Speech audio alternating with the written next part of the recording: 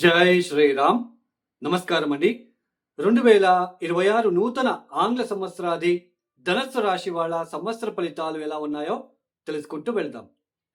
ముఖ్యంగా ఈ సంవత్సర ఫలితాలు అనేది మనము ఏ ఆధారాన్ని బట్టి చెప్పుకుంటున్నాము అంటే, సంవత్సర పొడవునా కూడా అంటే దీర్ఘకాలికంగా ఒకే రాశిలో సంచారం చేసే గ్రహాల ఆధారాన్ని బట్టి పలానా రాశి వాళ్ళకి పలానా ఫలితాలు అనేది చెప్పుకుంటున్నాం. అయితే ఆ దీర్ఘకాలికంగా ఒకే రాశిలో సంవత్సర పొడవునా సంచారం చేసే గ్రహాలు ఎవరు అని తెలుసుకున్నట్లయితే శని, గురు, రాహు, కేతు ఈ 4 గ్రహాలు సంవత్సర పొడవునా కూడా ఒకే రాశిలోనే సంచారం చేస్తూ ఉంటారు. అయితే ఈ 2026వ సంవత్సరంలో ఈ 4 గ్రహాల రాశి మార్పులు ఏదైనా జరుగుతా ఉందా? ఈ రాశి మార్పుల వలన ధనుస్సు రాశి వాళ్ళకి ఎలా ఉండబోతుందో తెలుసుకుంటూ వెళ్దాం. ఈ 2026వ సంవత్సరంలో శని ఒక మార్పు అయితే ఉండదండి. శని మీనరాశిలోనే మొత్తం 2026 సంవత్సరం మొత్తం కూడా మీనరాశిలోనే సంచారం చేస్తూ ఉంటారు. ఇక రాహుకేతుల మార్పు ఏదైనా ఉందా అని తెలుసుకున్నట్లయితే రాహుకేతుల మార్పు కూడా 2026 డిసెంబర్ 5వ తేదీ వరకు కూడా రాహుకేతుల మార్పు ఉండదు. రాహు యాజ్ ఇట్ ఈజ్ ఈ యొక్క కుంభంలో సంచారం, కేతు యాజ్ ఇట్ ఈజ్ సింహరాశిలో సంచారం చేస్తూ ఉంటారు. అయితే 2026 డిసెంబర్ 5వ తేదీ తర్వాత రాహు మకరంలోకి ప్రవేశిస్తాడు, కేతు కర్కాటక రాశిలోకి ప్రవేశిస్తాడు. ఇక గురువు గారి మార్పు ఏదైనా ఉందా అని తెలుసుకోవడానికైతే ముఖ్యంగా ఈ ఒక సంవత్సరంలో గురువు గారు 2 రాశులని మారుతారు. 2026 జూన్ 2వ తేదీ గురువు కర్కాటక రాశిలోకి ప్రవేశిస్తాడు. అయితే ఇక్కడ ముఖ్యంగా గురువు ఒక రాశిలో సంవత్సరం ఉండాలి. అలాంటిది 2026 జూన్ 2వ తేదీ కర్కాటక రాశిలోకి వచ్చి ఆ 30 డిగ్రీలు ఒక రాశిలో 30 డిగ్రీ ఉంటుంది. ఆ 30 డిగ్రీల ప్రయాణాన్ని కేవలం 5 మాసాలకే ముగిస్తున్నాడు. అంటే 2026 అక్టోబర్ 31వ తేదీ అతిచార మార్గంలో సింహంలోకి ప్రవేశిస్తాడు. తర్వాత అక్కడ ఒక మాసం ఉంది వక్రించి అక్కడ కొద్ది రోజులుండి మళ్ళీ కర్కాటక రాశిలోకి వక్రగతిలో ప్రారంభం చేస్తాడు. ఏదైతే ఈ ఒక గురుగ్రహ మార్పు వలన ఈ ధనుసు రాశి వాళ్ళకి ఎలా ఉండబోతుందో తెలుసుకుంటూ వెళ్దాం. ముఖ్యంగా ఈ ధనుసు రాశి వాళ్ళకి అర్ధాష్టమ శని జరుగుతూ ఉంది. చతుర్థ స్థానంలో శని లాంటి గ్రహం వచ్చినప్పుడు, చతుర్థ స్థానం అంటే ఏంటి? మానసిక సుఖంగా ఉండడం. మానసికంగా మనం సుఖంగా ఉన్నామా లేదా, మానసికంగా ప్రశాంతత ఉందా లేదా, ఇంట్లో ఎలా ఉండబోతుంది, తల్లితో మనం ఎలా ఉంటున్నాం, మనం ఎలా చదువుతున్నాం, మనకేదైనా డీఫేమ్ వస్తుందా, మన బిహేవియర్ని బట్టి కొంతమంది బిహేవియర్ సరిగ్గా లేకపోవడము, వాళ్ళు అపకీర్తిలు పాలవుతూ ఉంటారు. సో అలా ఏమైనా ఉండబోతుందా? ఇది చతుర్థ స్థానం మీద డిపెండ్ అయ్యి ఉంటుంది. మన గృహం ఎలా ఉంటుంది, మనకు ఆస్తిపాస్తులు ఎలా ఉంటాయి, మనకి వాహన యోగం ఉందా, ఇవన్నీ కూడా చతుర్థ స్థానం మీద ఆధారపడి ఉంటుంది. అలాంటి చతుర్థ స్థానంలో శని లాంటి గ్రహం వచ్చినప్పుడు చూడండి, చతుర్థ స్థానంలో శని వచ్చినప్పుడు మన క్లేశ మానసికంగా ప్రశాంతంగా లేకుండా ఉండడము, ఆ ప్రశాంతత తగ్గడము, ఉద్యోగంలో ఒత్తిడులు, సడన్గా ఉద్యోగం కోల్పోవడము, ఉద్యోగం నుంచి తీసేయడం మిమ్మల్ని, మానసికంగా ఇబ్బందులు, ఇంట్లో ఒత్తిడులు, తల్లితో విభేదాలు, తల్లికి కూడా ఆరోగ్య సమస్యలు, చిన్నపిల్లలు చదువుల పట్ల అశ్రద్ధ చూపించడము, ఉన్న ప్రాంతం నుంచి ఇంకొక ప్రాంతానికి మారడము, లేదా ఉన్న గృహం నుంచి ఇంకొక గృహానికి మారడము, ఇలాంటివన్నీ చతుర్థ స్థానంలో శని వచ్చినప్పుడు చూడవచ్చు. అయితే ఎంతవరకు మనం చూస్తాము, ఎంత కష్టం వస్తుంది అనేది ఎలా చూస్తామంటే అష్టకవర్గ బిందువులు చాలా ఇంపార్టెంట్.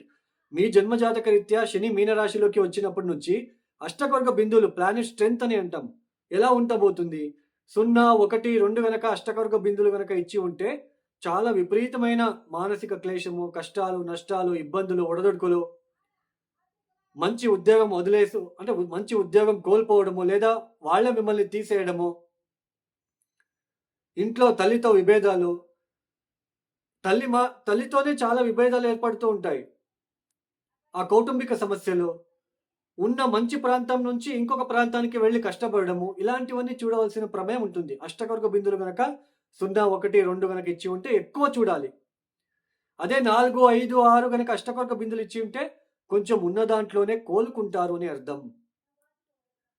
ఏదేమైనప్పటికీ కూడా చతుర్థ స్థానంలో శని వచ్చినప్పటి నుంచి మీ జన్మరాశి పైన దృష్టి పడుతూ ఉంటుంది. శని ఒక దృష్టి ఎందుకంటే ఆయన దశమ దృష్టితో చూస్తాడు కాబట్టి మీ జన్మరాశిని చూస్తూ ఉంటాడు. మీ జన్మరాశిని చూడడం అనేది కొంచెం డిస్టర్బెన్సెస్ క్రియేట్ చేస్తుంది. అయితే ఈ 2025వ సంవత్సరంలో కొద్ది రోజులు ఒక 5, 6 మాసాలు మీరు కొంచెం రిలీఫ్‌గా ఉంటారు. ఎందుకంటే గురు బలం. సప్తమ స్థానంలో ఉంటున్న గురువు వలన కొంచెం మీరు కోలుకొని ఉంటారు. కొన్ని ఇబ్బందులు ఎన్ని ఇబ్బందులొచ్చినప్పటికీ ఆఖరికి ఉద్యోగం కోల్పోయిన వాళ్ళు కూడా లాస్ట్‌లో ఉద్యోగం కూడా మీకు వచ్చి ఉంటుంది. 2025 ఈ అక్టోబర్ మాసంలోనో అట్లా మీకు ఉద్యోగాలు వచ్చి ఉంటుంది. అయితే గురుబలం అనేది తాత్కాలికం. బాగా గుర్తుపెట్టుకోండి. జాతకంలో మంచి పీరియడ్ జరుగుతూ ఉంటే ఈ గురుబలము, ఈ అర్ధాష్టమ శని ఇవన్నీ కూడా మేజర్ ఇంపాక్ట్ చూపించవు. ఎప్పుడు చూపిస్తాయంటే మన జన్మ జాతకంలో దశాభుక్తి గనక బాలేకపోతే మేజర్ ఇంపాక్ట్ చూపిస్తుంది. అంటే సప్తమ స్థానంలో గురువు వచ్చాడు ఓకే. 2026 జనవరి, ఫిబ్రవరి, మార్చ్, ఏప్రిల్, మే, జూన్ 2వ తేదీ వరకు కూడా ధనుస్సు రాశి వాళ్ళకి పర్వాలేదు. కొంచెం రిలీఫ్‌గా ఉండబోతుంది. చూడండి మీకు ఇంకొకసారి చెప్తాను. ఈ 2025 నవంబర్‌లో గురు అష్టమ స్థానానికి వచ్చినప్పటి నుంచి కూడా మీకు ఇంకా ఒడిదొడుకులు. ఎగ్జాంపుల్ చెప్తున్నాను. సప్తమ స్థానం నుంచి అతిచార మార్గంలో వచ్చాడు గదా!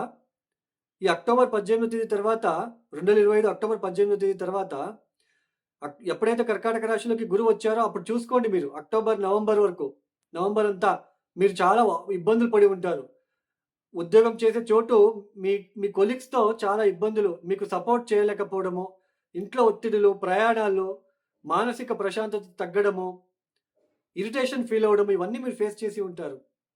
అలానే 2025 అక్టోబర్ 18 నుంచి ఈ నవంబర్ ఎండింగ్ వరకు మీరు ఏదైతే ఇబ్బందులు పడ్డారో అగైన్ 2026 జూన్ 2వ తేదీ నుంచి అక్టోబర్ 31వ తేదీ వరకు ఈ 5 మాసాలు అగైన్ ధనుస్సు రాశి వాళ్ళకి కొంచెం ఇబ్బందులు, కష్టాలు, మానసిక ఇబ్బందులు, భయము, ఉద్యోగంలో అభివృద్ధి లేకపోవడము, ఉద్యోగం కోల్పోవడము, శారీరకంగా ఇబ్బందులు, అలసట, వాహనం నుంచి ఇబ్బందులు, అపఘాతాలకి గురి అవ్వడము, కొంచెం డైజెషన్ సిస్టమ్‌లో ఇబ్బందులు రావడము ఇలాంటివన్నీ చోటు చేసుకునే ఒక సమయం అని చెప్పవచ్చు. అంటే 2026 జనవరి బాగుంటుంది. ఫిబ్రవరి, మార్చ్, ఏప్రిల్, మే, జూన్ 2వ తేదీ వరకు పర్వాలేదు. కొంచెం సిట్యుయేషన్ అంతా మొత్తం మన కంట్రోల్‌లో ఉంది అని అనిపిస్తుంది. ఎప్పుడైతే గురువు కర్కాటక రాశిలోకి అష్టమానికి వెళ్ళిపోతాడో అప్పటి నుంచి మళ్ళీ కొంచెం ఇబ్బందులు, కోర్ట్ కేసుల్లో, తగాదాల్లో ఇబ్బందులు పడడము, మానసిక ప్రశాంతత లేకుండా ఉండడము, కొలీగ్స్‌తో ఒడిదొడుకులు, మిమ్మల్ని ఉద్యోగం నుంచి తీసేయడం లాంటిది.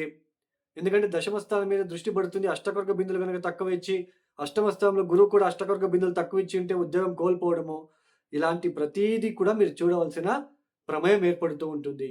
ఒక కన్‌ఫ్యూజన్ ఏర్పడుతూ ఉంటుంది.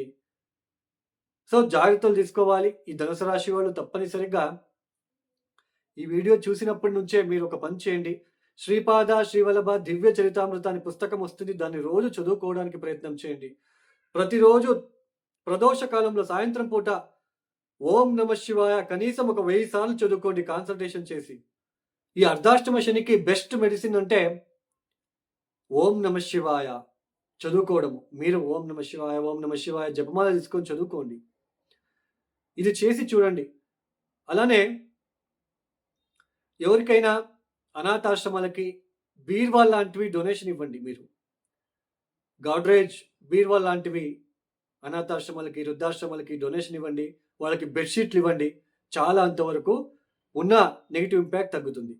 ఎవరైతే ఈ వీడియోని చూస్తున్నారో లైక్ చేయండి, షేర్ చేయండి, సబ్స్క్రైబ్ చేసుకోండి. అలానే ఎవరికైనా ఆస్ట్రాలజీ కన్సల్టేషన్ కావాలనుకుంటే డిస్ప్లే అవుతున్న నెంబర్కి నేరుగా కాల్ చేయండి. ప్రాబ్లమ్స్ చెప్పుకోరాదు. Date of birth, timings compulsory కావాలి. ఫేస్ చూసి ఫోటో పంపించడం ఇట్లాంటివన్నీ చేయకండి. ఇక సర్వే జనం సుఖినో భవంతు. ధన్యవాదములు. జై శ్రీరామ్.